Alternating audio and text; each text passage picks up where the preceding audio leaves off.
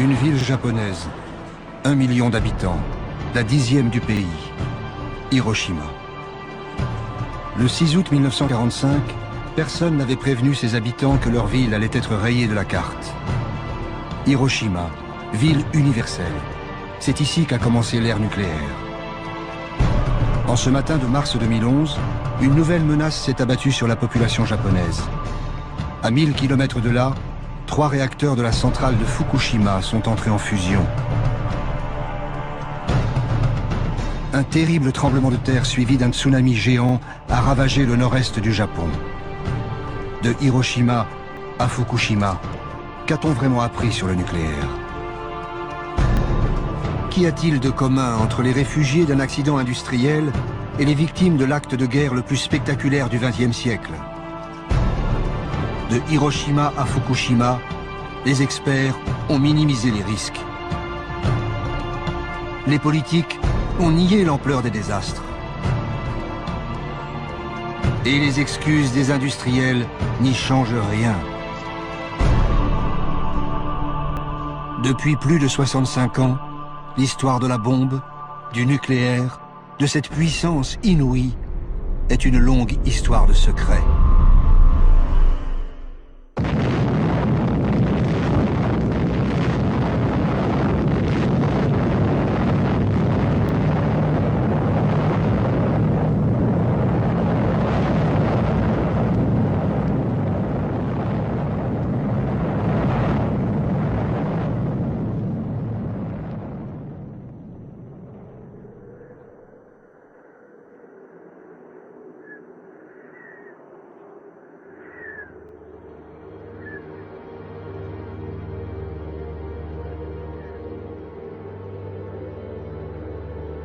Ces silhouettes ont été imprimées à jamais sur les dernières parois restées debout après la première explosion nucléaire.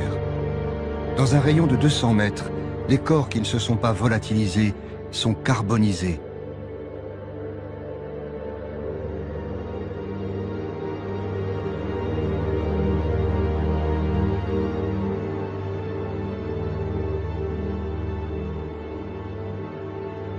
N'ont survécu que ceux qui étaient loin de l'épicentre, ou protégés par des murs de béton.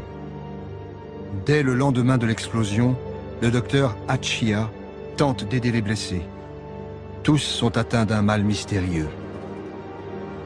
9 août. Hier, un de nos malades s'est plaint toute la journée de douleurs dans la bouche. Aujourd'hui, de nombreuses petites hémorragies apparaissent dans sa bouche et sous sa peau. Quand cet homme est arrivé à l'hôpital, il se plaignait seulement d'une grande faiblesse. En apparence, il n'avait aucune blessure. Ce matin, d'autres malades commencent à avoir des hémorragies sous-cutanées auxquelles s'ajoutent des vomissements de sang.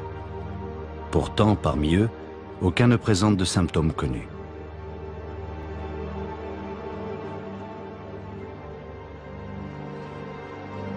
« 18 août. Aujourd'hui, un nouveau symptôme a fait son apparition. De nombreux malades commencent à perdre leurs cheveux. Ils ont un vilain teint.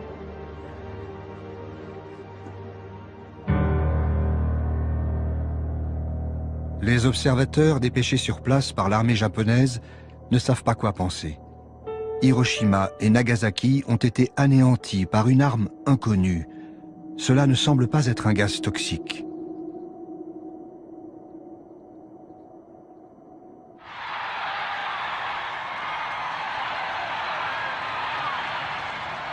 Aux États-Unis, chacun pense que les 2 bombes atomiques ont mis fin à la guerre. Pour la population, c'est une découverte. Ces armes ont été développées dans le secret le plus absolu. Même le Congrès ne savait rien. Mais l'histoire qu'on leur vend est celle de héros modernes et non pas d'une science qui tue.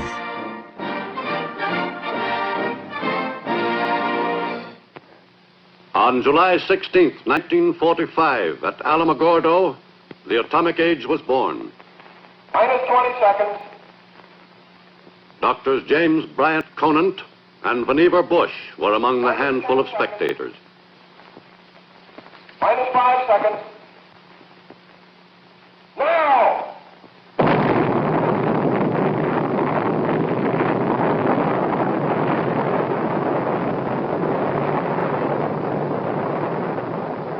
For Doctors Conant and Bush, who organized the development of the first bomb, this was a moment of supreme satisfaction. Ce film de propagande raconte l'histoire de la bombe, version US Army. C'est une fiction. Seuls les personnages sont réels. Il y a Leslie Groves, le militaire, chef du plus grand projet de l'Amérique en guerre, le projet Manhattan.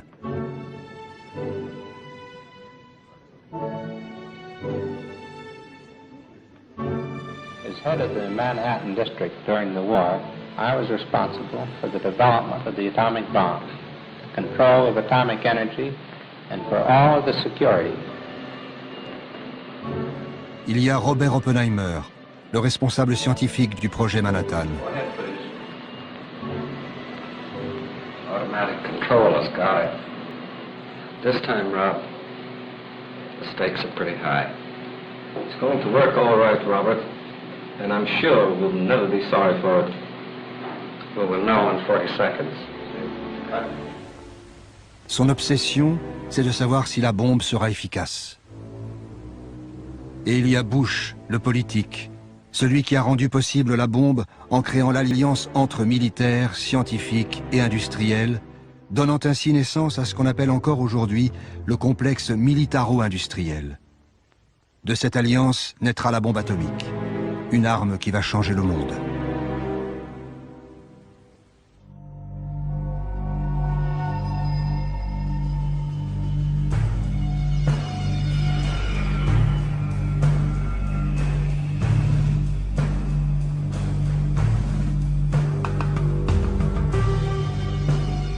Los Alamos est un centre de recherche militaire depuis 1943. À cette époque, Oppenheimer, le scientifique, convainc Groves, le militaire, que c'est le lieu idéal pour construire un prototype de bombe. Mais en fait, les chercheurs dotés de moyens quasiment infinis vont laisser la science s'emballer et accoucher d'un monstre. Hiroshima devait être détruite pour prouver que la bombe atomique était l'une des plus grandes réussites scientifiques de tous les temps.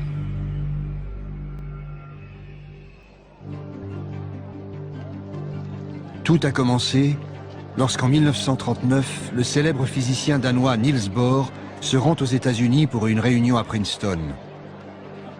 Bohr est porteur d'une mauvaise nouvelle. Des chercheurs allemands auraient réussi la fission d'un noyau d'uranium.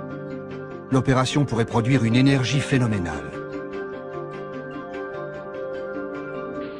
And the result, nuclear fission. But it is equivalent Dans to le milieu mass. scientifique, In the process la of nouvelle fission, fait l'effet a tiny fraction is left over. d'une bombe. What happens to it?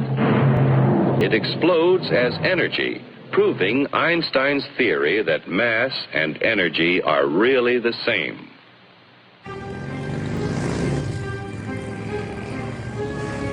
Au même moment, en mars 1939, les armées allemandes occupent la Tchécoslovaquie.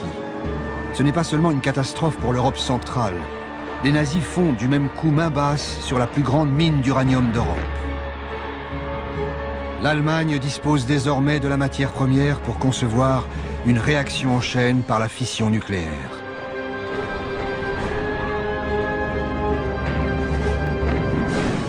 Puis, c'est la guerre.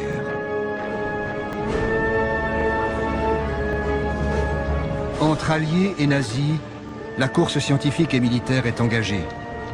Mais aux États-Unis, l'opinion publique est très hostile à toute intervention dans le conflit européen. Dilemme pour le président Roosevelt. Il doit respecter ses électeurs, mais aussi préparer son pays à toute éventualité. This nation will remain a neutral nation, but I cannot ask that every American remain neutral in thought as well. Albert Einstein est le plus célèbre des physiciens réfugiés en Amérique. Comme tous les exilés européens, juifs et non-juifs, il sait de quoi Hitler est capable. Impossible donc de rester en dehors de la course aux armements. Poussé par le chercheur hongrois Szilard, il décide d'écrire au président des États-Unis. Grâce aux travaux de Joliot en France et ceux de Fermi et de Szilard en Amérique, il est devenu possible d'envisager une réaction nucléaire en chaîne dans une importante masse d'uranium, et ainsi générer de grandes quantités d'énergie et de nouveaux éléments de type radium. Cela pourrait aussi conduire à la fabrication de bombes. Une seule bombe de ce type, transportée en bateau et explosant dans un port, pourrait bien détruire le port tout entier et ses environs. À cette époque, ils ne sont qu'une poignée de chercheurs à avoir compris cet enjeu qui va changer le monde. Un ami d'Einstein transmet la lettre en main propre à la Maison-Blanche. Roosevelt réagit immédiatement. Les nazis se préparent à nous réduire en poussière. Il nous faut agir. Un des conseillers scientifiques de la Maison-Blanche est Vannevar Bush, celui qui deviendra l'un des 3 grands pionniers de l'ère nucléaire. Nous avions compris que la guerre allait se transformer en un combat sans merci, que l'Amérique allait devoir y participer tôt ou tard, que ce serait une lutte très technique, que nous n'étions absolument pas préparés à cela, et enfin, et c'est le plus important, que notre système militaire tel qu'il existait ne pourrait jamais produire à plein régime les nouveaux équipements dont nous aurions certainement besoin. Bush, le politique, est président de la richissime Carnegie Institution. Il décide de mettre autour d'une table scientifique, industrielle et militaire les 3 piliers du futur complexe militaro-industriel. Pour réussir, Groves le militaire en est certain. Il faut des moyens colossaux et garder le plus grand secret.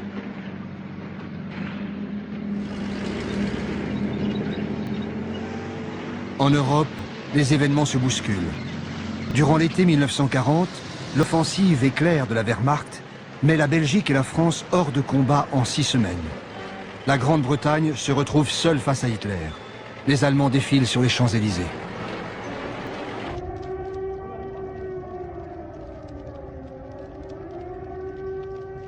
Déjà, leurs avions visent Londres. C'est le Blitz. Les recherches britanniques sur l'atome ont alors une nette longueur d'avance. Cambridge héberge un prestigieux laboratoire de recherche nucléaire. Churchill et le gouvernement britannique pensent que 3 ans suffiraient pour fabriquer une bombe atomique.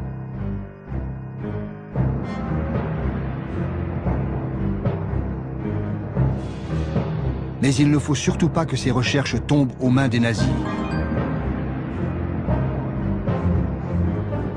Pour raconter ce qui se passe ensuite, les films de propagande d'après-guerre nous donnent encore une fois l'impression de suivre en direct une affaire top secret.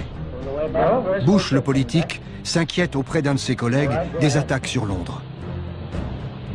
The Germans are certainly working on an atomic bomb. As Harold Urey told you, they're getting a whole output of heavy water from the big Norwegian plant. They couldn't be doing it for anything else here. What was your impression of British progress?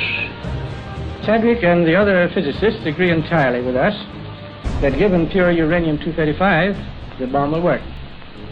But they realize that this will run into a big industrial job. The British are overtaxed by the present war production, and they urge that the job be done over here. Effectivement, l'Angleterre, sous les bombes, décide de livrer ses recherches aux États-Unis. Elle adresse à Washington un mode d'emploi de l'énergie atomique, le rapport Maude. Nous sommes arrivés à la conclusion qu'il serait possible de fabriquer une bombe à l'uranium de 10 kg environ, qui aurait une puissance de destruction égale à 1800 tonnes de TNT, et libérer une grande quantité de matière radioactive, dangereuse pour la vie humaine, pendant une longue période dans la zone de l'explosion.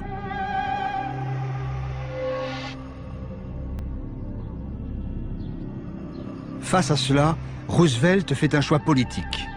Bien que son pays reste farouchement isolationniste, il donne son feu vert pour construire des armes atomiques. Le programme nucléaire américain sera piloté au plus haut niveau de l'État, sans en référer au Congrès des États-Unis. La censure militaire s'abat sur la physique nucléaire. Elle disparaît des pages des revues scientifiques. Silence absolu. Sécurité oblige.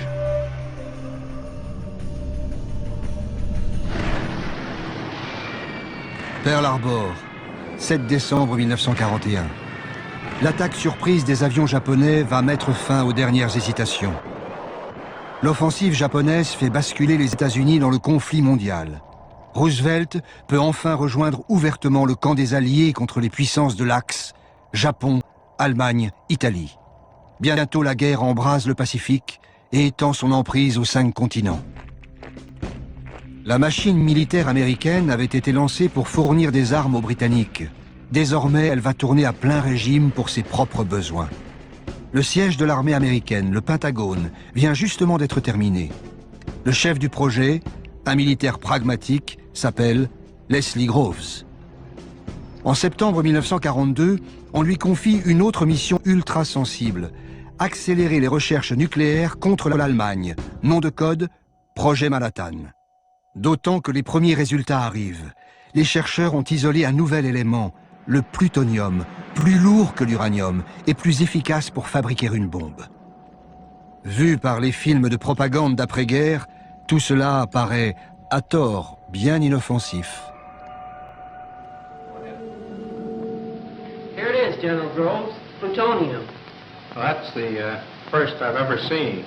But after this, if you don't mind, I wish you'd hold something under it, because after all, there's about over $50 million in that, too.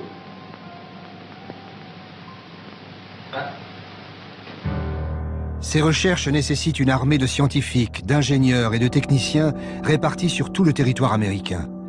Pour coordonner ces équipes, Groves, le militaire, a choisi un outsider, professeur de physique théorique à Berkeley. Un homme qui a même été proche du Parti communiste, Robert Oppenheimer. Il est propulsé à la tête du projet de recherche le plus gigantesque que la science ait connu. C'est un génie, un véritable génie. Il sait tout. Il peut parler de n'importe quel sujet. Enfin presque. Il y a 2 ou 3 choses dont il ne sait rien. Le sport, par exemple. L'autre priorité de Groves, c'est de trouver la matière première pour la future bombe.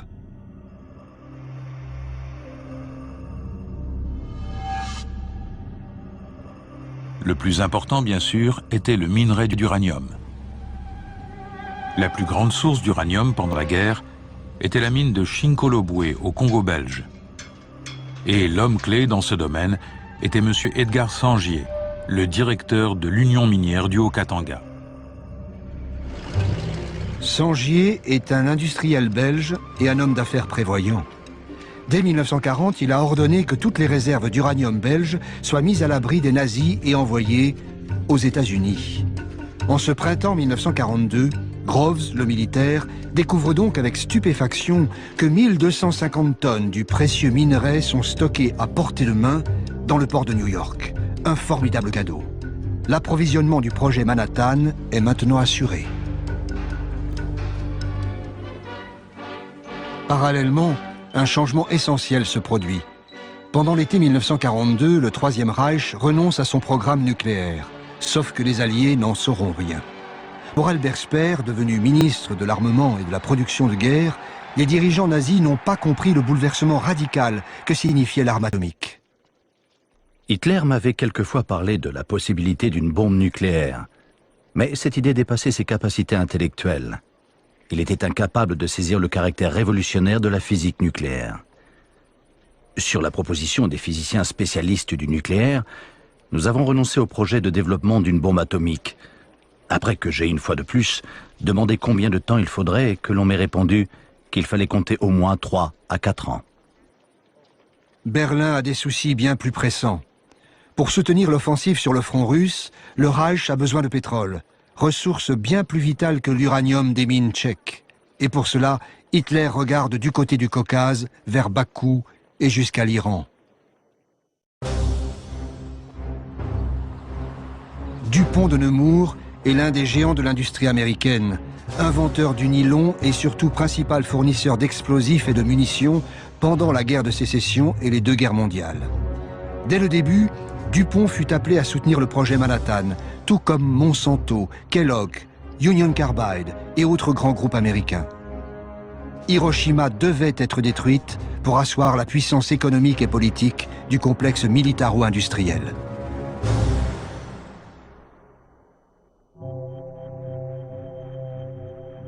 Deux mois après que l'Allemagne a arrêté son projet nucléaire, la salle de squash de l'Université de Chicago est devenue un gigantesque assemblage de graphite et d'oxyde d'uranium. C'est le prototype CP1, une pile nucléaire de 350 tonnes. Autrement dit, le tout premier réacteur atomique que les chercheurs alliés veulent tester au plus vite. L'expérience a lieu le 2 décembre 1942. Secret militaire oblige. Ni l'université, ni les étudiants, ni la ville de Chicago n'ont été prévenus. Devant un public de savants, l'Italien Enrico Fermi, prix Nobel de physique, ordonne le démarrage de la réaction en chaîne. S'il s'est trompé dans ses calculs, il y aura une explosion nucléaire en plein centre-ville de Chicago.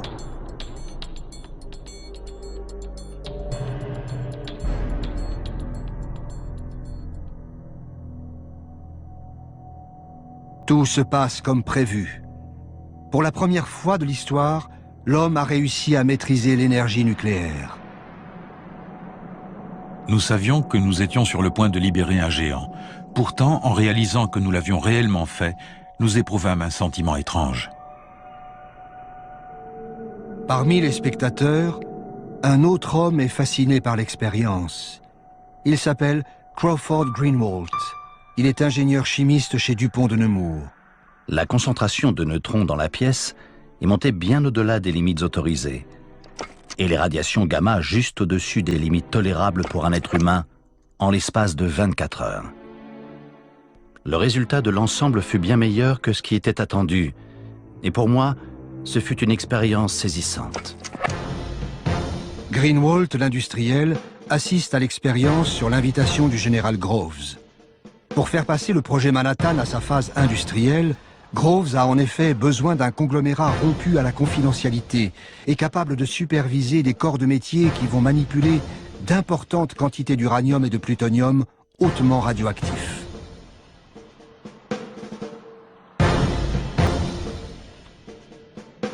Le contrat est colossal, les risques aussi. Greenwalt, l'industriel, hésite.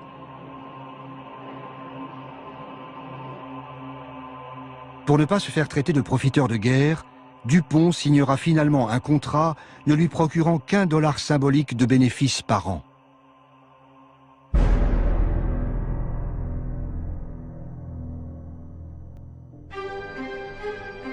Quelque part sur la côte ouest, dans un immense désert à 300 km de Seattle, Hanford. La taille du site construit par Dupont de Nemours donne la mesure des besoins industriels phénoménaux. Le chantier s'étend sur 1500 km². En 9 mois, 85 000 ouvriers font surgir de terre 3 réacteurs nucléaires et une usine de purification d'eau capable d'alimenter une ville d'1 million d'habitants.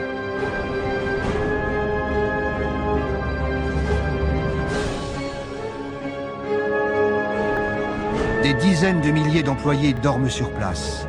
Tous ont signé un contrat qui les oblige au secret. Les conversations téléphoniques sont écoutées, le courrier est lu et censuré. Hanford est une usine de production de plutonium. Inquiet des effets des radiations pour ses troupes, Greenwalt, l'industriel, exige des garanties.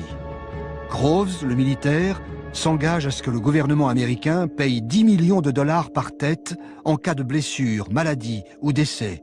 Une somme faramineuse pour l'époque.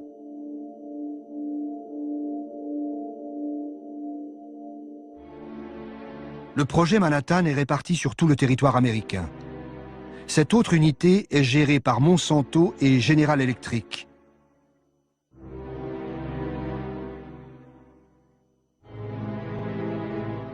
On y produit l'uranium-235 et les autres matières premières nécessaires à la bombe. Il faut plusieurs tonnes d'uranium brut pour fabriquer 1 gramme de combustible nucléaire. Ici aussi, Groves a fait cloisonner au maximum les différentes étapes de la chaîne de fabrication pour garder le secret absolu. La plupart des employés ne découvriront qu'à la fin de la guerre sur quoi ils ont réellement travaillé. Tout cela, ainsi que les plans de la bombe, est consigné dans les carnets de Greenwalt, l'industriel. Ces carnets sont restés secrets militaires jusqu'en 1989.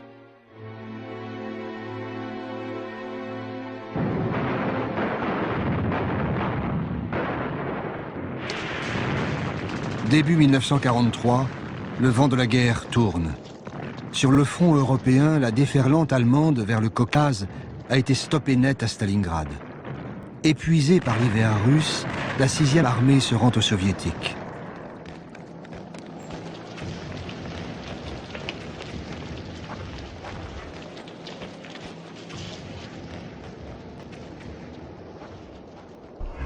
Été 1943.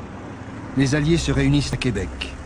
Churchill a provoqué la rencontre dans un but précis, ne pas laisser aux États-Unis le monopole du nucléaire. La Grande-Bretagne, les USA et le Canada décident de s'associer au sein du projet Manhattan. Le Canada possède d'importantes mines d'uranium. Il fournira 4000 tonnes de minerais jusqu'en 1946. 2 ans après la mise à l'abri des recherches anglaises, outre-Atlantique, une vingtaine de scientifiques britanniques viennent rejoindre les laboratoires américains.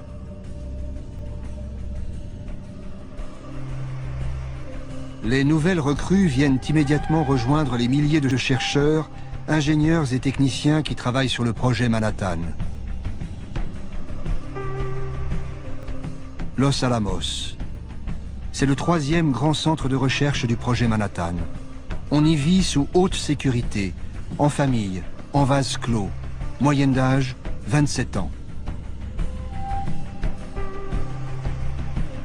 C'est dans ce lieu ultra sensible que convergent tous les matériaux produits sur les différents sites industriels.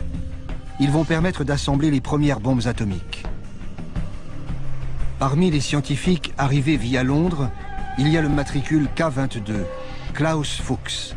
Personne ne sait que ce jeune physicien allemand est un communiste à la solde de Moscou. La géopolitique s'installe dans le monde des scientifiques. Sur place, chercheurs et militaires se posent des questions très concrètes. Quelle arme construire? Des bombes de précision pour décimer la flotte ennemie? Ou plutôt une arme de destruction massive, comme l'écrit Oppenheimer, le scientifique, à son ami Enrico Fermi? Je souhaiterais vous entretenir de la question des aliments empoisonnés par des produits radioactifs. Je voudrais recommander un report du projet dans la mesure du possible. Je pense que nous ne devrions pas envisager de mener à bien ce projet si nous ne pouvons pas empoisonner assez de nourriture pour tuer 1 demi-million de personnes. Les chercheurs de Los Alamos penchent pour une bombe à effet massif. Mais surtout, ils veulent mieux connaître les effets de la radioactivité. Le 1er août 1944, un accident survient au bâtiment D de Los Alamos. La victime s'appelle Don Mastic, un jeune chimiste de 23 ans. Lors d'une expérience, un tube à essai se brise et une préparation au plutonium lui éclabousse le visage. Il en avale quelques gouttes. Il consulte son médecin, le docteur Hempelmann. Mais personne ne sait ce qu'est une dose dangereuse. Hempelmann se tourne vers Oppenheimer. Quelles que soient les précautions prises, un accident du même type peut se reproduire. Il ne me paraît pas inutile de poursuivre des recherches en ce sens. Les militaires soutiennent un tel programme d'observation. La question la plus pressante, c'est de savoir jusqu'à quel point les substances que nous utilisons sont toxiques. Uranium, radium, polonium, beryllium. Il est nécessaire d'étudier la manière dont elles agissent sur le corps humain, en pénétrant par la peau, les poumons, le tube digestif. Des tests médicaux sont pratiqués sur Don Mastic. Mais pour mieux connaître les effets de la radioactivité, il faudra de vrais cobayes.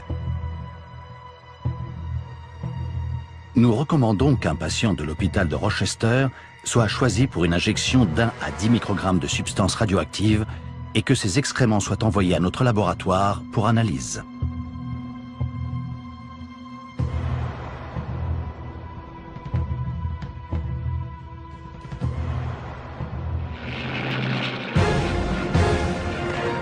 Au tournant de l'été 1944, loin des laboratoires américains, l'armée rouge fait son entrée en Pologne. Les Alliés occupent la Sicile et débarquent en Normandie, ouvrant un nouveau front à l'ouest. La future bombe ne sera peut-être plus nécessaire en Europe.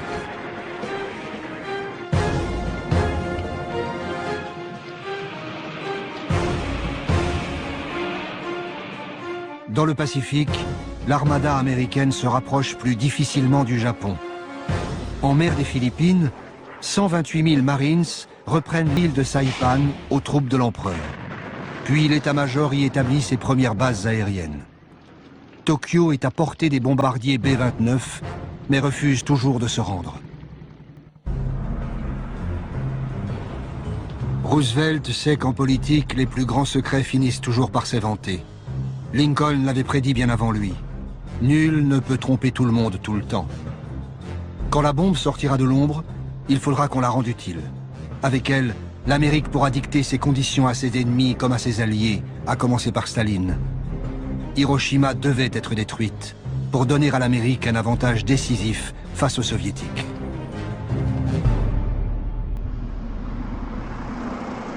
À l'été 1944, Churchill et Roosevelt se retrouvent à Hyde Park, près de New York. Pour eux, les défaites allemandes ne changent rien. Le projet Manhattan doit aboutir coûte que coûte. L'idée que le monde devrait être informé du programme de recherche nucléaire en vue d'un accord international concernant son contrôle et son utilisation est inacceptable. La question doit continuer d'être considérée comme un secret absolu. Mais lorsque la bombe sera finalement disponible, elle pourra peut-être, après mûre réflexion, être utilisée contre les Japonais, qui devront être prévenus qu'un tel bombardement sera renouvelé jusqu'à ce qu'ils capitulent. Plus d'un an avant les bombardements de Hiroshima et Nagasaki, les politiques confirment la cible désignée par les militaires. Ce sera le Japon. À l'automne 1944, en pleine débâcle allemande, le général Groves envoie une unité spéciale sur le front européen. À Strasbourg, elle fait une découverte cruciale cachée au sein de l'hôpital de la ville. Un laboratoire de physique allemand. Aussitôt, le scientifique de la troupe se met à compulser les archives. D'après les documents allemands, le programme nucléaire nazi a été interrompu 2 ans plus tôt. Les armes de destruction massive de Hitler, tellement redoutées par l'Amérique, n'ont jamais existé. Avec elles, s'évapore la menace qui a justifié le projet Manhattan. À la conférence de Yalta, Churchill et Roosevelt ne peuvent pas encore utiliser la carte de la bombe. Et les informateurs de Staline ne lui ont pas encore livré tous les secrets du projet Manhattan.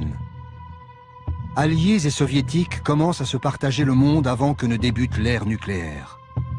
Staline est intéressé par des territoires chinois, occupés par les Japonais. Il s'engage à attaquer l'armée japonaise 90 jours après la chute de Berlin.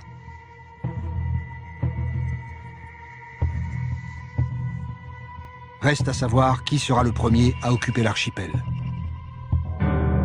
Car Tokyo refuse toujours de capituler.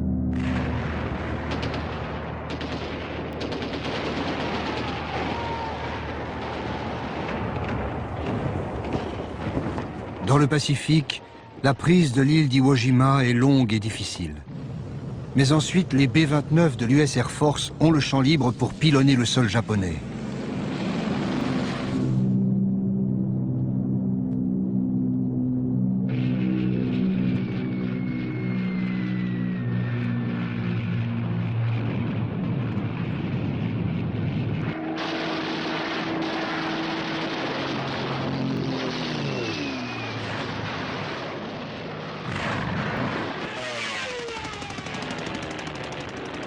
Tokyo et la plupart des grandes villes de l'archipel subissent des raids incessants. Plus de 8 millions d'habitants sont déplacés. Dans la seule nuit du 9 mars 1945, un déluge de bombes incendiaires fait plus de 100 000 morts dans la capitale japonaise.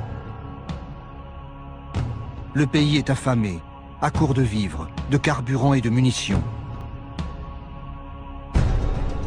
Sa puissante marine est totalement anéantie.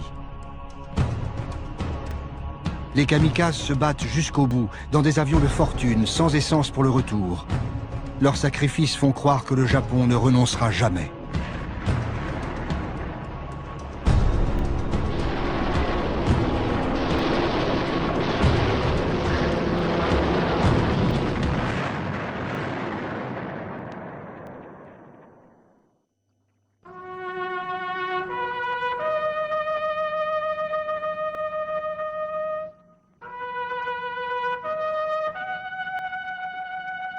Roosevelt meurt le 12 avril 1945. Son successeur, Harry Truman, un ancien sénateur spécialiste des affaires militaires, ignore tout du projet Manhattan. Pourtant, il était vice-président des États-Unis depuis 6 mois. Son secrétaire d'État à la guerre lui apprend que Roosevelt lui lègue un secret écrasant. Stimson me dit qu'il voulait que je connaisse l'existence d'un énorme projet en cours. Un projet portant sur la mise au point d'un nouvel explosif, d'un pouvoir destructeur à peine croyable. C'est tout ce qu'il se sentit libre de me dire sur le moment. Et sa déclaration me laissa perplexe. Mais Truman va vite comprendre l'avantage stratégique inédit que confère la bombe A. Son futur ministre des Affaires étrangères, James Burns, un proche de Roosevelt, en est persuadé. Burns m'a dit que l'arme pourrait être si puissante qu'elle serait potentiellement capable de balayer des villes entières et de tuer des gens à une échelle sans précédent. Et il a ajouté qu'il pensait que la bombe pourrait bien nous mettre en position de dicter nos conditions à la fin de la guerre. Le même Burns écrit le discours d'investiture de Truman. La perspective d'avoir bientôt l'arme suprême renforce l'intransigeance américaine. Both Germany and Japan can be certain, beyond any shadow of a doubt, that America will continue the fight for freedom until no vestige of resistance remains.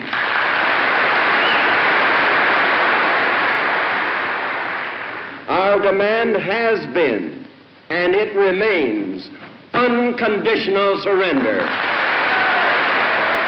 Une capitulation sans condition. À Washington, les diplomates américains savent bien que cette demande est inacceptable pour les Japonais.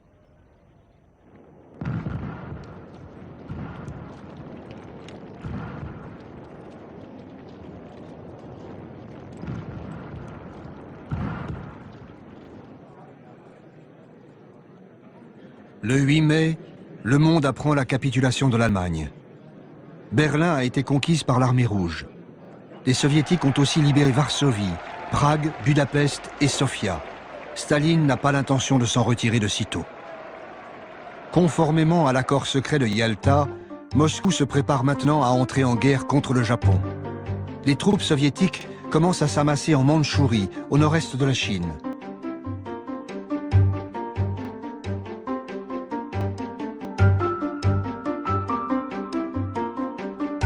En Europe, l'après-guerre a déjà commencé. Mais à Londres, Churchill s'inquiète des visées de Staline sur l'Europe de l'Est. Il propose à Truman d'organiser une rencontre sans délai. Il me semble que nous pouvons difficilement parler de ces questions par correspondance et qu'aussi vite que possible, il devrait y avoir une rencontre entre les 3 grands chefs d'État. La réponse de Truman est surprenante. Je suis d'accord avec vous pour dire qu'une rencontre entre les 3 chefs d'État serait souhaitable. Cependant, en ce qui concerne la période, il me sera extrêmement difficile de m'absenter de Washington avant la fin de l'année fiscale, le 30 juin. Étonné par l'attentisme du nouveau président, alors que Staline bouge ses pions sur l'échiquier européen, Churchill insiste. Je pense que la rencontre devrait avoir lieu en juin et j'espère que votre année fiscale ne la retardera pas. Truman cherche à gagner du temps. Il fait savoir à Staline qu'il ne sera pas disponible avant le milieu du mois de juillet. Churchill est furieux. Je considère que la date du 15 juillet, je répète juillet, le mois qui suit le mois de juin, est beaucoup trop tardive pour aborder les questions urgentes qui demandent que nous les traitions ensemble. J'avais proposé le 15 juin, je répète juin, le mois qui précède le mois de juillet.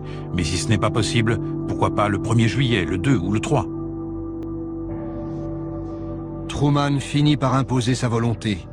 La réunion se tiendra à Potsdam, près de Berlin, le 15 juillet. 15 juillet. C'est le jour qui a été choisi pour le premier essai d'une bombe au plutonium sur le site d'Alamo-Gordo. Truman veut connaître le résultat du test avant la rencontre de Potsdam.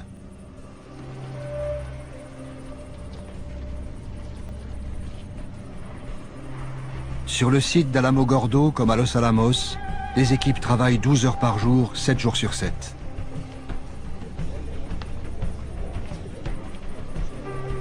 Oppenheimer raconte. Je ne pense pas qu'il y ait eu un moment où nous ayons travaillé plus dur pour aller plus vite, que pendant la période entre la capitulation allemande et l'utilisation effective de la bombe. Nous subissions une pression incroyable pour avoir terminé avant la réunion de Potsdam.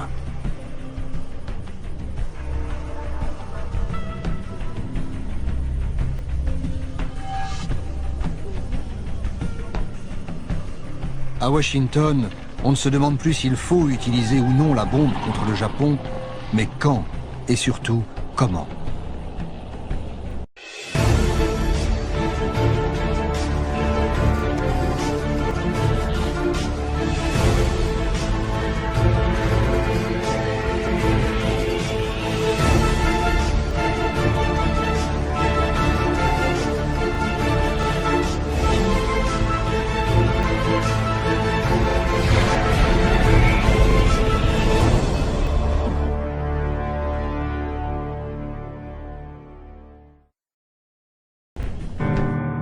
Les cibles ne devaient pas avoir été déjà détruites par les bombardements. Il était aussi souhaitable que la première cible soit d'une taille telle que les dégâts se limitent à son périmètre. Comme ça, nous pourrions mieux déterminer la puissance de la bombe. 3 villes jusqu'ici relativement épargnées sont retenues comme cibles. Niigata, Kokura et Hiroshima. Le test doit être efficace dès le premier tir. Pour l'US Air Force, Hiroshima a beaucoup d'avantages. C'est une bonne cible radar, et d'une taille telle qu'une grande partie de la ville serait largement endommagée. Les collines environnantes sont propices à engendrer un effet de réverbération qui augmenterait considérablement les dégâts. Reste à savoir s'il faut prévenir les Japonais. Certains scientifiques de Chicago y sont favorables. Nous pensons que l'utilisation de la bombe nucléaire contre le Japon sans annonce préalable est imprudente. Si les États-Unis sont les premiers à faire usage de ce nouveau moyen de destruction, ils perdront le soutien du public à travers le monde. Léo Szilard, le physicien exilé proche d'Einstein, se rend spécialement à Washington pour plaider la cause des civils. Le secrétaire d'État américain Burns lui fait comprendre que plus rien ne peut arrêter la machine. Il me dit que nous avions déjà dépensé 2 milliards de dollars pour le développement de la bombe. Comment voudriez-vous que le Congrès accepte d'allouer des fonds pour la recherche sur l'énergie nucléaire si vous ne montrez pas les résultats obtenus avec l'argent déjà dépensé? Le Congrès commence à s'interroger sur le montant énorme des dépenses non justifiées de l'armée de terre. Après 3 ans de secret absolu, la bombe doit apparaître au grand jour. Tant que la bombe n'aura pas servi contre une cible réelle, sa puissance restera invisible, incompréhensible. Nous ne pouvons proposer aucune démonstration technique susceptible de mettre un terme à la guerre. Nous ne voyons aucune alternative qu'une utilisation militaire directe. Les responsables politiques et scientifiques sont unanimes. Il faut utiliser la bombe. Un nouveau monde est en train de se dessiner. Le 1er juin 1945, le secrétaire d'État à la guerre le déclare devant les industriels et les scientifiques. Les implications du projet Manhattan vont bien au-delà de la guerre actuelle.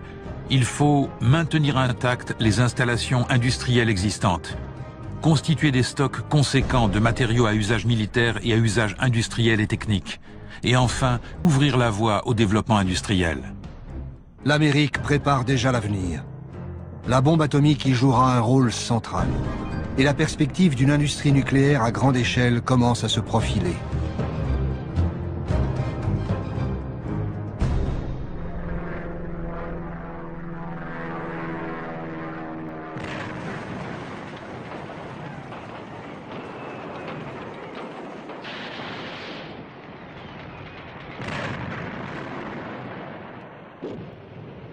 L'armée américaine s'empare de l'île d'Okinawa.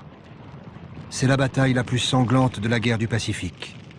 12 000 GIs et plus de 100 000 soldats japonais sont tués et au moins autant de civils.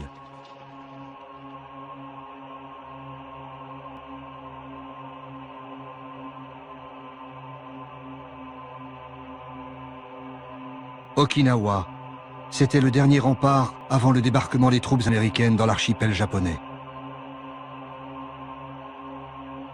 À Tokyo, le palais impérial cherche avant tout un moyen de négocier la fin de la guerre sans sacrifier l'empereur. Quelques jours avant la conférence de Potsdam, il tente de faire passer le message via Moscou. Le 7 juillet, Truman et son secrétaire d'État Burns embarquent à bord du croiseur Augusta pour se rendre à Potsdam.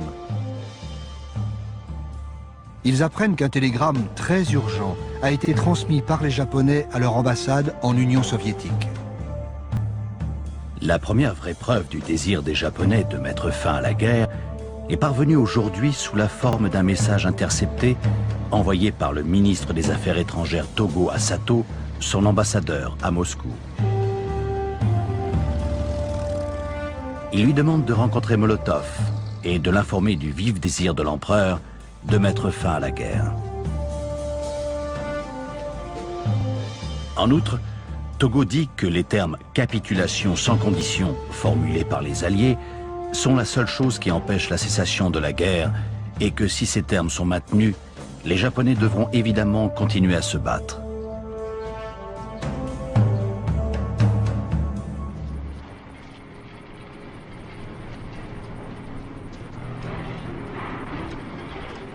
Dans le désert du Nouveau-Mexique, le jour tant attendu est arrivé. Tout est prêt pour le premier test nucléaire jamais réalisé. Nom de code, Opération Trinity. Le général Groves raconte les derniers préparatifs. Le test avait été programmé pour 4 heures du matin le 16 juillet. Cette heure avait été choisie dans l'idée qu'une explosion si tôt le matin attirerait moins l'attention d'observateurs éventuels, la majorité des gens étant encore endormis. Nous nous attendions à ce qu'il y ait un énorme éclair lumineux, mais nous ne pensions pas qu'il serait assez puissant pour réveiller la population.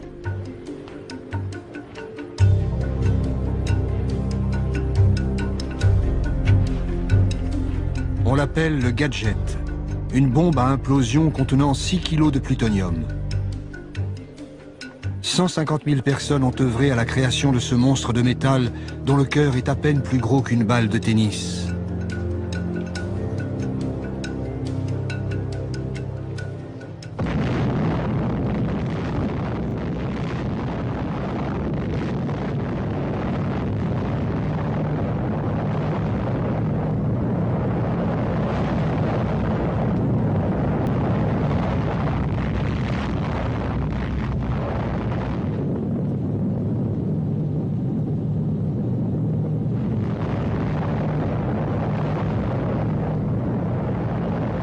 La boule lumineuse fut visible jusqu'à 300 km alentour.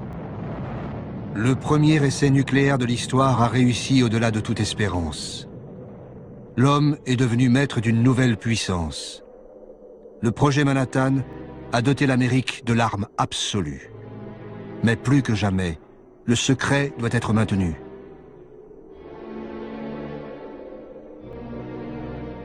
Groves, le militaire, fait diffuser un communiqué préparé à l'avance.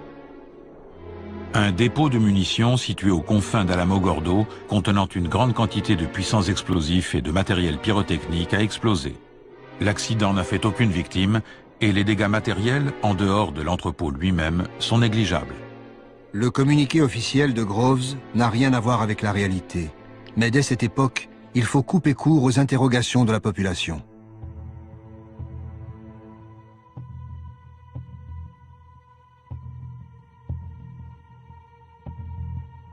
Truman et Burns arrivent à Potsdam le même jour. On leur transmet aussitôt un télégramme crypté en provenance d'Alamogordo. Opéré ce matin. Diagnostic encore incomplet, mais les résultats semblent satisfaisants et dépassent déjà les prévisions. Lors de sa première rencontre avec Staline, Truman n'a pas encore compris tout ce que cela signifie. La conférence se poursuit. Comme promis, à Yalta, les Soviétiques interviendront contre le Japon à partir du 15 août. Mais les nouvelles qui affluent du Nouveau-Mexique, les heures et les jours suivants changent complètement la donne. Churchill note tout de suite un changement dans l'attitude des Américains. Il n'en comprend la cause que le lendemain, à la lecture du rapport complet du général Groves. Maintenant, je sais ce qui est arrivé à Truman hier. À la réunion, après avoir lu ce rapport, il était un autre homme. Il s'est mis à dicter aux Russes ses conditions et, plus généralement, il a pris la direction des débats. Le secrétaire d'État Burns raconte. Le président et moi n'étions pas pressés de voir les Russes entrer en guerre après l'annonce de la réussite de l'essai nucléaire. Pour Truman, la bombe atomique est devenue la carte maîtresse de la diplomatie américaine. Il écrit dans son journal le même jour. C'est certainement une bonne chose pour le monde que la bande à Hitler ou celle de Staline n'ait pas découvert la bombe atomique. Cela semble la chose la plus terrible jamais découverte, mais on peut en faire la plus utile. Truman n'a plus besoin de l'appui soviétique pour faire plier Tokyo. Mais encore faut-il pouvoir tester la bombe avant que le Japon, totalement encerclé, ne rende les armes. 2 jours après, Groves envoie un autre télégramme à Potsdam. Selon l'état de préparation du patient et les conditions atmosphériques, l'opération pourrait avoir lieu à n'importe quel moment, à partir du 1er août. Le compte à rebours est enclenché. L'ordre de lâchage de la bombe est transmis le 25 juillet aux forces aériennes stratégiques pour le Pacifique.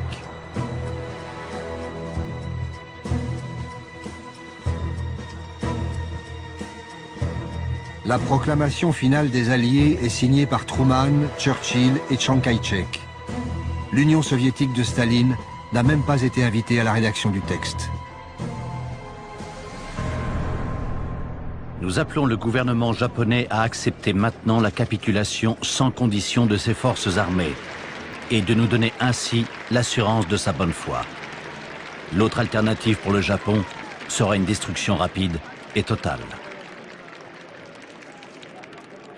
Furieux, Staline comprend qu'il a été trahi. Grâce à son espion à Los Alamos, il sait que la bombe est prête. Il accélère le déploiement de ses troupes en Extrême-Orient pour tenter d'occuper le Japon en premier. À Potsdam, s'est écrit le premier chapitre de la guerre froide.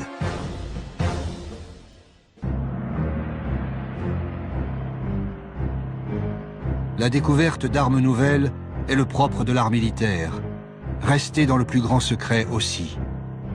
La légende veut cependant que le largage de 2 bombes atomiques ait permis de sauver la vie de millions de GIs et de civils en écourtant la guerre. En fait, Hiroshima devait être détruite pour exposer au monde la surpuissance de l'arsenal américain.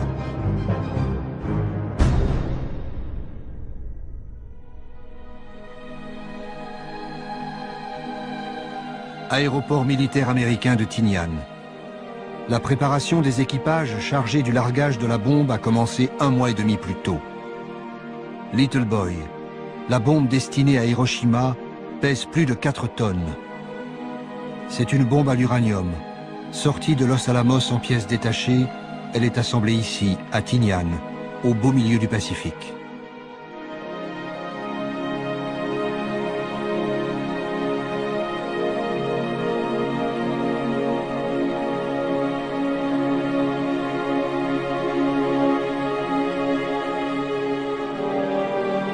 Un bombardier B-29 est aménagé pour recevoir la bombe. Il est baptisé Enola Gay, en hommage à la mère du pilote.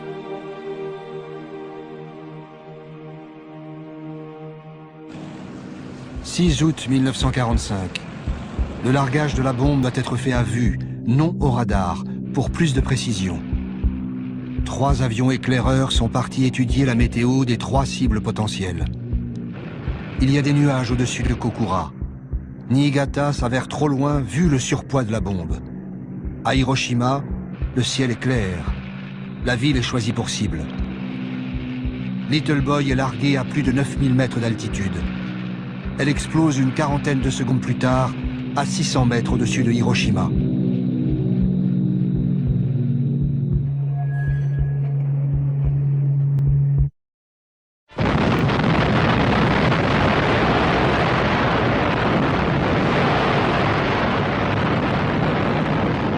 La boule de feu libérée par l'explosion nucléaire atteint la température d'1 million de degrés centigrades. Elle se propage au-delà de la vitesse du son en brûlant tout l'oxygène sur son passage. C'est un soleil en train de naître à la surface de la Terre.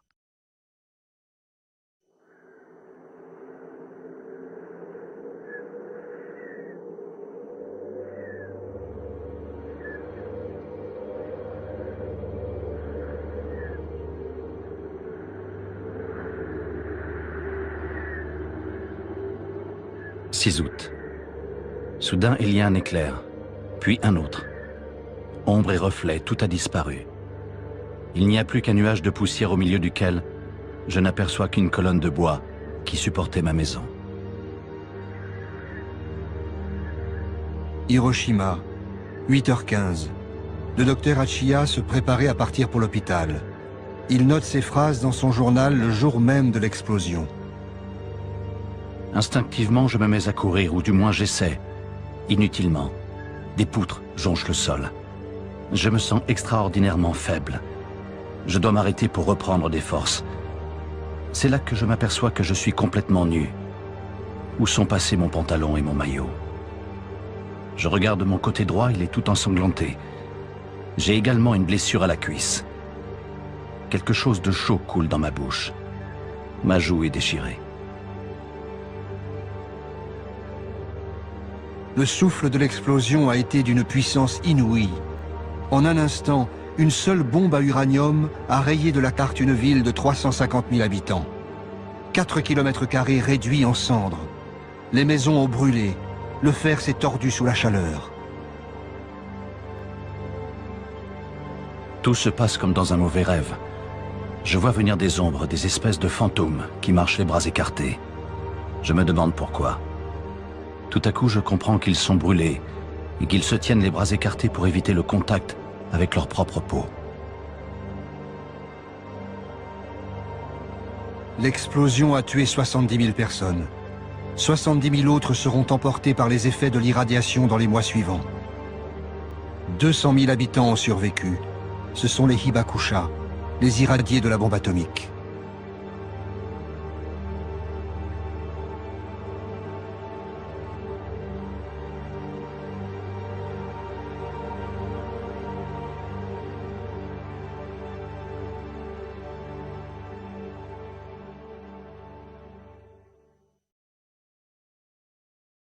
A short time ago, an American airplane dropped one bomb on Hiroshima and destroyed its usefulness to the enemy.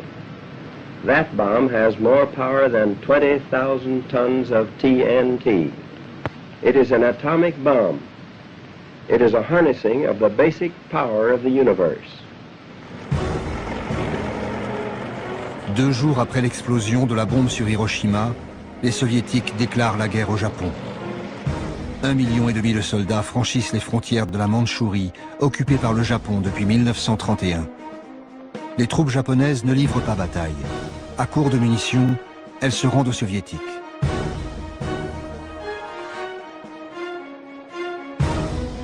À la base de Tinian, la deuxième bombe est fin prête. Fat Man est de conception très différente de Little Boy. C'est une bombe au plutonium comme le gadget de Trinity. Elle coûte moins cher que Little Boy, elle est plus efficace, et sa production en masse est plus facile. Il faut absolument l'essayer. Il ne manque plus que la dédicace du général Groves. Resté aux États-Unis, il laisse faire son bras droit, le colonel Farrell. À Hirohito, affectueusement.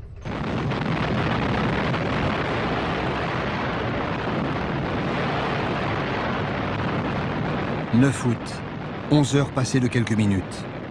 Depuis un B-29, un caméraman filme le champignon atomique au-dessus de Nagasaki. L'avion transporte aussi une cargaison de scientifiques venus observer l'explosion. De retour à la base, l'équipage baptisera le bombardier Necessary Evil. Pour l'histoire, la bombe nucléaire devient un mal nécessaire.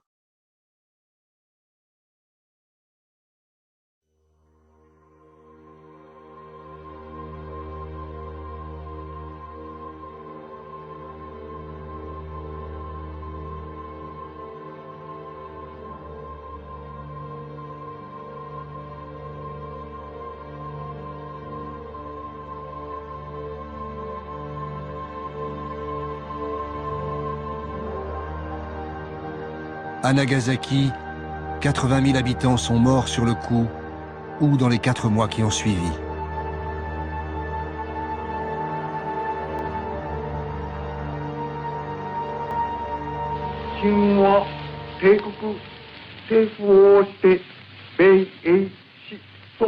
国に対しその共同宣言を受諾する旨通告せしめたり。Le 15 août 1945, le peuple japonais entend la voix de l'empereur pour la première fois. Cette voix leur apprend la capitulation de leur pays. Le palais impérial n'a pas seulement plié face à la bombe. À ses yeux, Tokyo fait face à un péril bien plus grand. L'armée rouge progresse vers le nord de l'archipel. Pour éviter un Japon sous la coupe soviétique, Washington laisse un espoir de survie au régime impérial.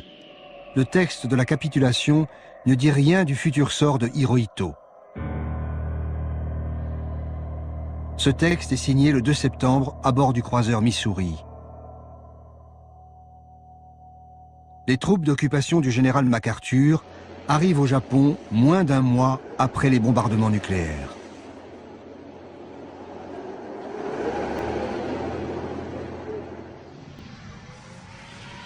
Mais les premiers étrangers à se rendre à Hiroshima et Nagasaki sont des journalistes. L'Australien Peter Burchett est épouvanté par les symptômes dont souffrent les rescapés. À Hiroshima, 30 jours après la première explosion atomique qui a totalement détruit une ville et stupéfié le monde, des habitants qui n'ont pas été touchés directement par la déflagration souffrent atrocement et continuent à mourir pour des raisons encore inconnues, dont on peut seulement dire qu'il s'agit d'une peste atomique. Aussitôt, l'armée contre-attaque. Le colonel Farrell, bras droit de Groves au Japon, convoque le journaliste et fait publier un ferme démenti. À Hiroshima, ceux qui devaient mourir sont morts. Actuellement, au début du mois de septembre, il n'y a plus personne qui souffre des effets de la radioactivité. Farrell se rend à l'hôpital de Hiroshima. Le personnel médical l'assaille de questions. Mi-septembre, il conseille à son patron, Groves, d'étendre les opérations d'apaisement. Hier, à Hiroshima, nous avons rencontré les médecins japonais. Le professeur Tsuzuki nous a interrogés. Il se demandait si l'explosion n'avait pas libéré des gaz toxiques. Pour couper court à ces suppositions, nous avons formellement répondu qu'il n'y avait pas eu utilisation de gaz toxiques. Nous rendons publique cette information. Il serait souhaitable que vous en fassiez de même auprès des Alliés. La machine de propagande se met en marche.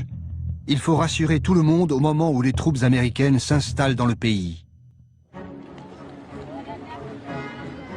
Aux États-Unis, l'opération de propagande porte également ses fruits. Les responsables du projet Manhattan réussissent à vendre à la presse la prouesse technologique de Los Alamos.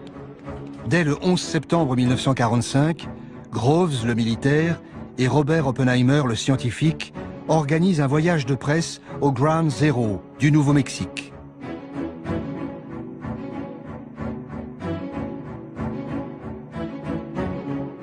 Le site est encore radioactif, mais Oppenheimer se veut rassurant. Il explique aux journalistes que contrairement aux gadgets de Trinity, les bombes japonaises ont été lâchées de très haute altitude. Il ne devrait pas y avoir d'effet comparable à des armes chimiques ou d'empoisonnement de la Terre par des éléments radioactifs, et aucune autre horreur que celle qui accompagne habituellement les grandes explosions. Message transmis à l'opinion publique. La bombe nucléaire est une bombe propre. Rien à voir avec les armes chimiques interdites par le protocole de Genève.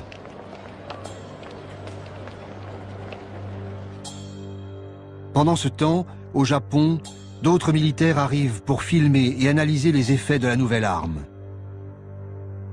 Un soldat montre fièrement le point d'impact de la bombe au milieu des ruines encore radioactives. Voilà l'épicentre, Ground Zero. D'autres désignent aux caméras les traces laissées par le souffle nucléaire. Ils étudient soigneusement la propagation des rayons brûlants et leur empreinte sur les édifices.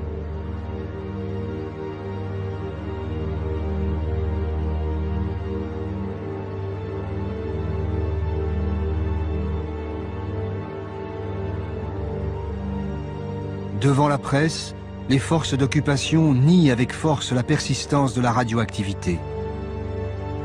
Au même moment, des observateurs américains continuent de la mesurer méticuleusement.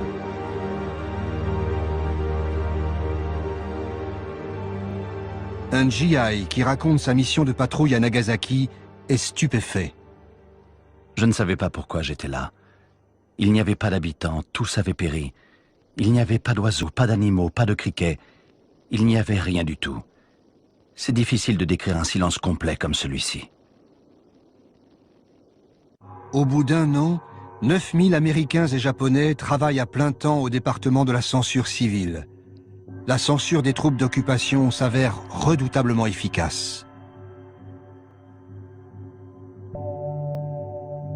Dans les journaux d'Hiroshima, on supprime les caractères d'imprimerie correspondant aux termes « bombardements atomiques » et « radioactivité ». Pendant presque 10 ans, aucun Japonais ne pourra lire d'informations concernant les survivants irradiés, les Hibakusha. Après le feu atomique, c'est une chape de plomb qui s'abat sur Hiroshima et Nagasaki.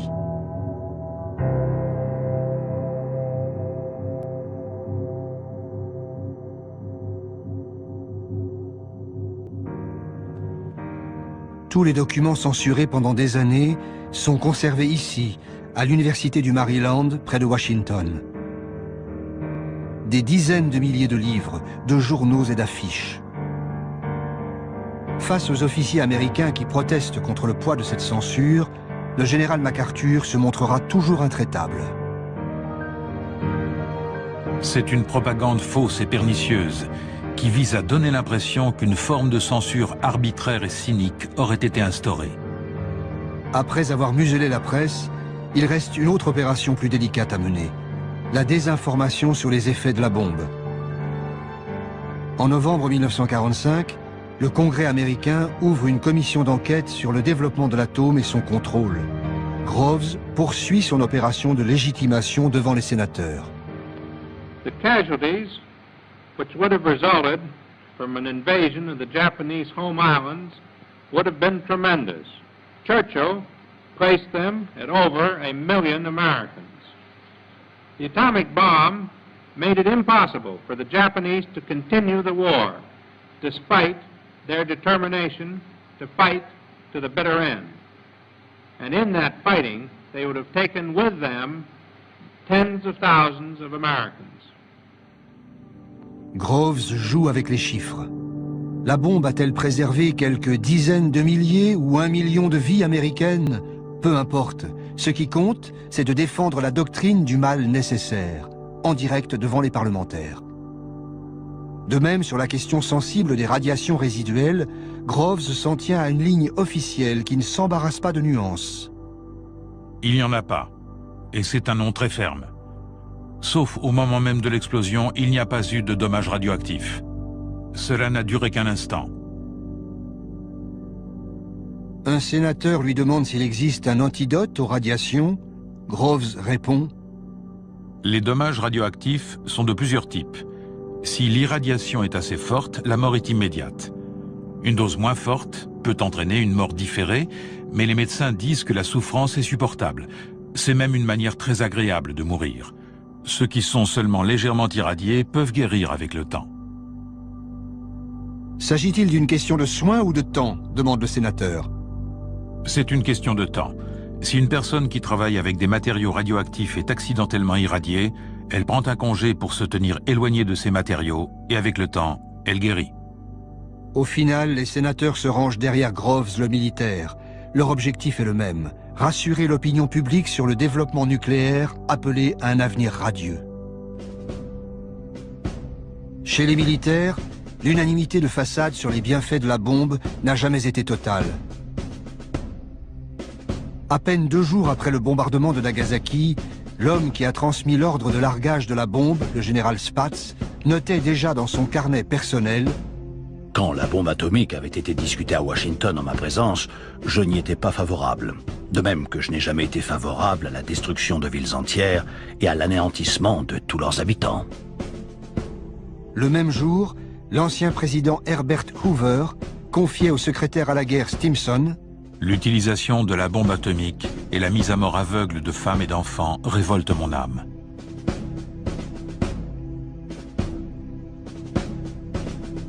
Stimson, l'ancien secrétaire d'État à la guerre, est le seul responsable politique à être resté en poste tout au long du projet Manhattan. À l'été 1946, on lui demande de signer un article pour faire cesser la polémique autour de la bombe. Le texte paraît dans le Harper's Magazine. Il déclare une fois pour toutes que l'arme atomique fut l'ultime recours pour terminer la guerre et sauver plus d'1 million de vies américaines.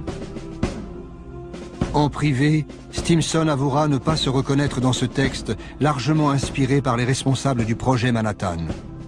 Mais la doctrine est définitivement scellée. La bombe était un mal nécessaire et même indispensable.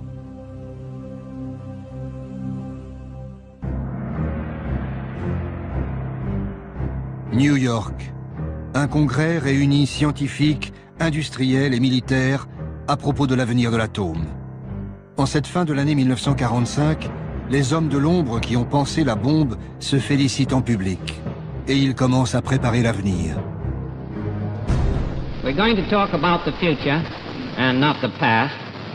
You've all heard a great deal about what made the Manhattan Project a success, but you're looking now up here at this table at a group of men who haven't been featured in the public press or in addresses or anything of that kind.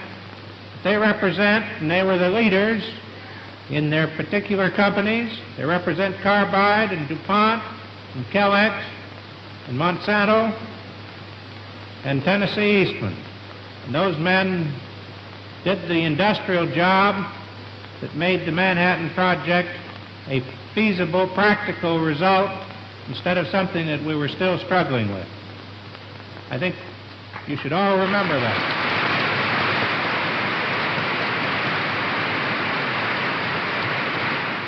I can't see any difference between solving the problem to build an atomic bomb, which was enormous, and solving the problem of using atomic energy for peaceful purposes, provided the setup is right. Pacifique. Ce mot clé tourne la page d'Hiroshima pour ouvrir la voie à une industrie nucléaire civile. En août 1946, Truman crée une commission à l'énergie atomique, AEC, composée de civils. La guerre est finie. Partout, les généraux quittent les postes de décision. En janvier 1947, l'AEC prend le contrôle des sites industriels militaires d'Hanford et d'Oak Ridge. L'énergie nucléaire va partir conquérir le monde et devenir une puissance industrielle et économique.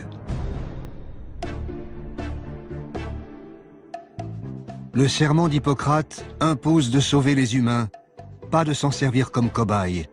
C'est pourtant ce qui s'est passé à Hiroshima et Nagasaki. Le projet Manhattan a déjà donné lieu à des expérimentations sur l'homme, mais l'utilisation de la bombe atomique permettra de les étendre à une toute autre échelle. Cette expérience grandeur nature, étudiée pendant des décennies, a permis à l'Amérique de se préparer aux dangers de l'ère nucléaire.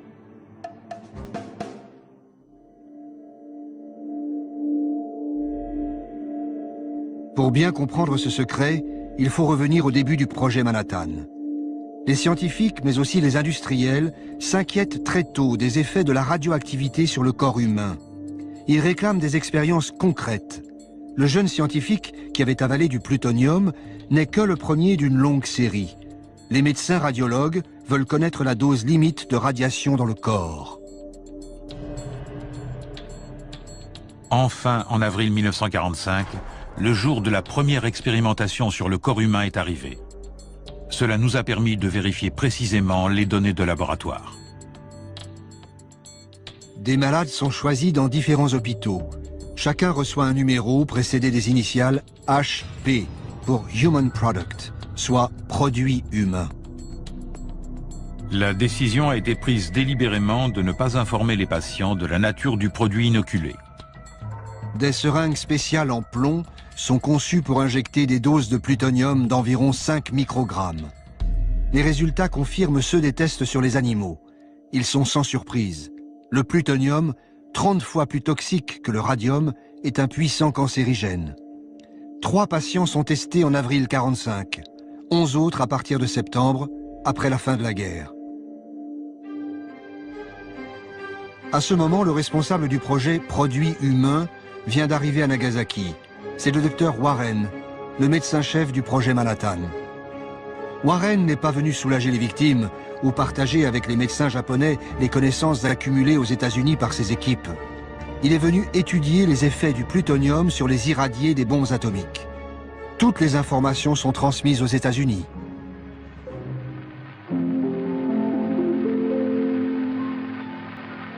At the end of 2 weeks, which was the critical period, burns and cuts, which appeared to be curing, suddenly worsened. Hemorrhage developed, which could not be stopped. Many died, and the number of deaths kept mounting from day to day. Purpura appeared on the upper half of the body in a majority of cases, and as it spread to all parts of the body, the condition of the victim became worse. Depilation was also a characteristic symptom of the critical period. This soldier was in the barracks 1 kilometer northeast of the epicenter. He suffered no burns, but around the 28th of September, more than 7 weeks after the bombing, depilation developed. Spots appeared, accompanied by a fever of 39.5 degrees and diarrhea.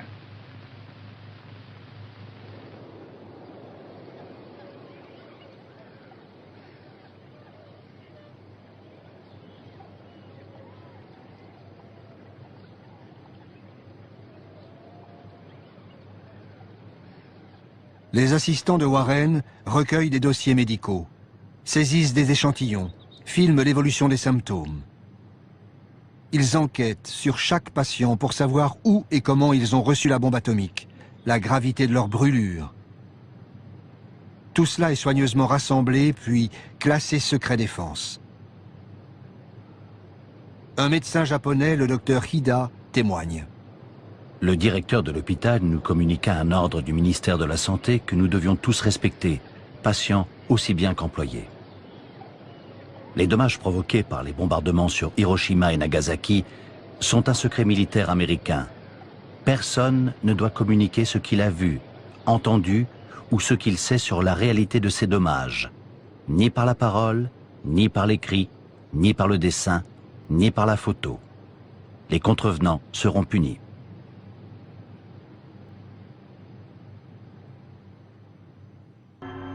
Warren, le médecin, est très précis dans ses observations.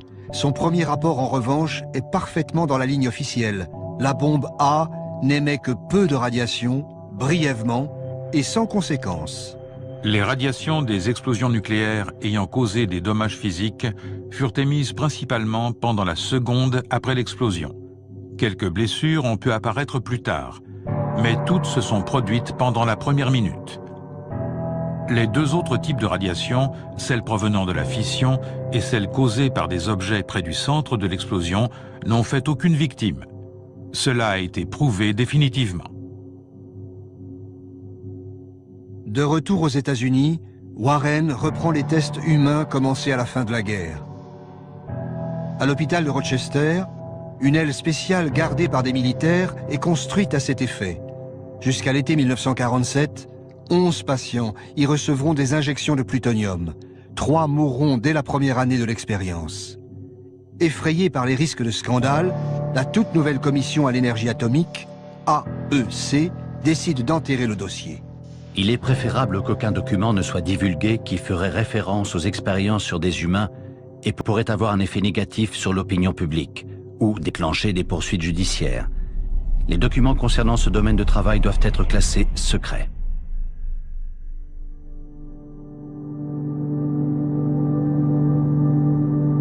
Aux États-Unis, on s'interroge sur l'éthique médicale, tandis qu'à Hiroshima et Nagasaki débute une grande enquête sur les radiations. Le nouveau secrétaire d'État à la Marine presse Truman d'exploiter les données scientifiques recueillies à Hiroshima et Nagasaki.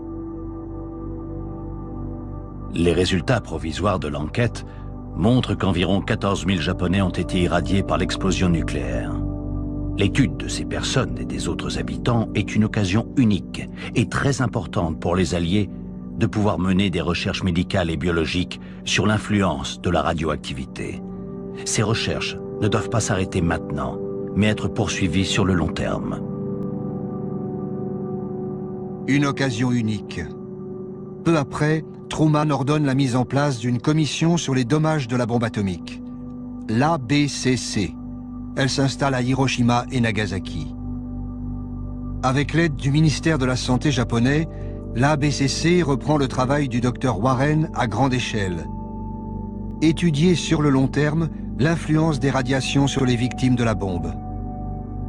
À nouveau, les survivants sont forcés de collaborer pour les enquêtes médicales sans jamais être soignés. À nouveau, les informations recueillies sont classées, compilées, archivées et expédiées aux États-Unis. C'est ainsi que l'Amérique se prépare à affronter les nouveaux dangers de l'ère nucléaire. Les banques de données médicales de l'ABCC sont restées secret défense jusqu'en 1975. En 1973, un rapport confidentiel de l'ABCC expliquait la portée vitale de ces travaux pour les générations futures. Pour les personnes concernées par la protection contre les radiations, les conséquences à long terme des bombes atomiques sont importantes et utiles. Les observations sur le cancer, le vieillissement accéléré, les changements cytogénétiques et les mutations chez les descendants doivent se poursuivre au moins toute la durée de vie des survivants. Ces connaissances sont applicables aux futures politiques de santé dans les nations où les catastrophes radioactives seront un effet indirect du progrès. Le progrès, le mot est lâché. Il sera le leitmotiv des 30 Glorieuses et de la guerre froide. Le progrès à tout prix, sans demander l'avis des peuples. Et le paroxysme du progrès, c'est le nucléaire.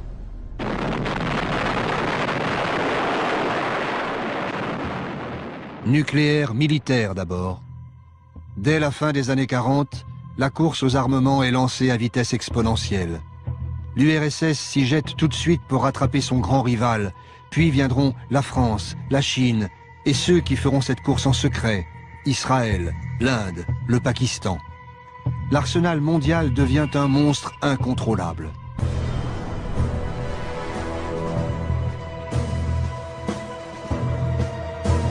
Et le progrès, ce sont aussi ces nouvelles centrales qui apportent à de nombreux pays l'énergie miraculeuse, inépuisable et sans danger.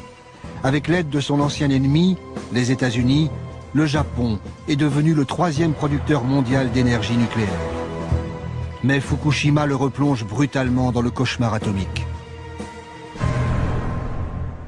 À Hiroshima, l'ancien ABCC sert désormais de référence internationale pour les normes de protection contre la radioactivité.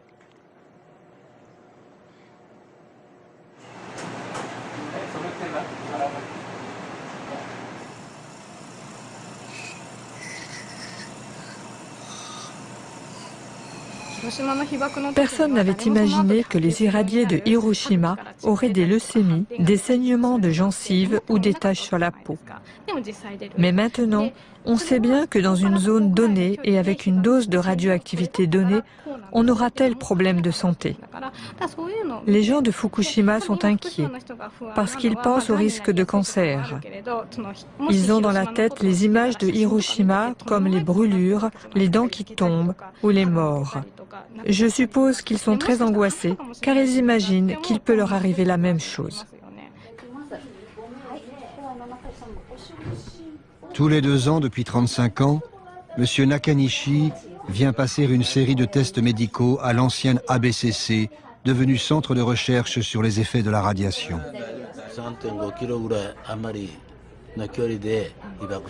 Ma mère m'a dit que j'étais à un peu plus de 3 km de l'épicentre au moment de l'explosion. J'avais 3 ans. Elle m'a raconté que j'étais dehors et que j'ai été irradié. Un peu plus tard, j'ai perdu tous mes cheveux. Quand j'étais à l'école primaire, des copains de classe sont morts de leucémie. J'ai pensé que ça pouvait m'arriver à moi aussi. Mais à 20 ans, ce qui m'a choqué le plus, c'était la mort d'un ami de mon âge. Ça m'a fait très peur. On peut mourir de la bombe atomique plus de 20 ans après.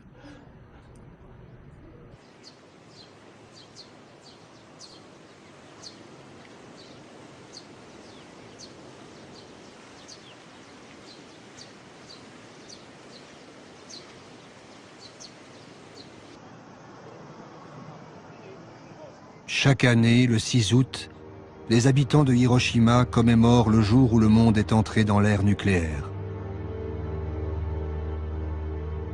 Le Japon a été le seul pays victime de la bombe atomique.